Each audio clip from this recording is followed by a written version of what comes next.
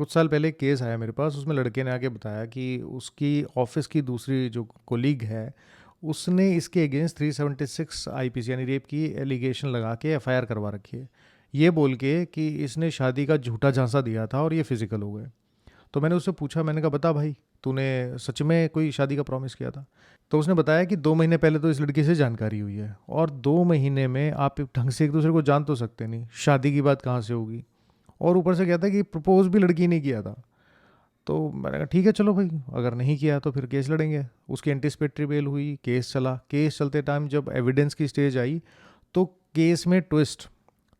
कहीं से पुलिस से पता लगा कि सेम लड़की ने सेम एलिगेशन लगा के किसी दूसरे लड़के के अगेंस्ट भी एफआईआर करवा रखी है कि उसने भी शादी का झूठा झांसा दिया था, और जो है वो फिजिकल हो गए। और जो टाइमलाइन है ना दोनों की, वो टाइमलाइन बड़ी मैच कर रही थी।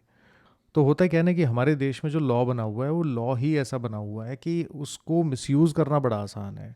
कई बार सिचुएशन होती है ऐसी, और जो जेन्युइन विक्टिम होते हैं, जो एक्चुअल विक्टिम है इस तरह के क्राइम के, उनके केसेस इंपॉर्टेंस लूज कर देते हैं। तो जब तक इस तरह के केसेस में झूठी एलिगेशन लगाने वालों के अगेंस्ट कोई एक्शन नहीं होगा ना, तब तक ये केस जो है इस तरह के चलते रहेंगे, ये केसेस इस तरह से आते भी रहेंगे। और इस तरह के केसेस में जो प्रिजम्पशन है ना, वो प्रिजम्पशन रिवर्स प्रिजम्पशन है, तो उसको डिस्प्रूव करना बड़ा मुश्किल होता है।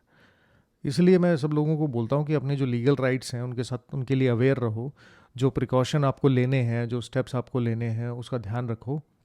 ऐसा ना हो कि कल की डेट में आपके अगेंस्ट कोई एफआईआर हो जाए और आपके पास एक भी प्रूफ ना हो कि उस चीज़ को झूठा बताने के लिए कि भाई मैंने तो ऐसा नहीं हुआ था जैसा कि एफआईआर में लिखा है।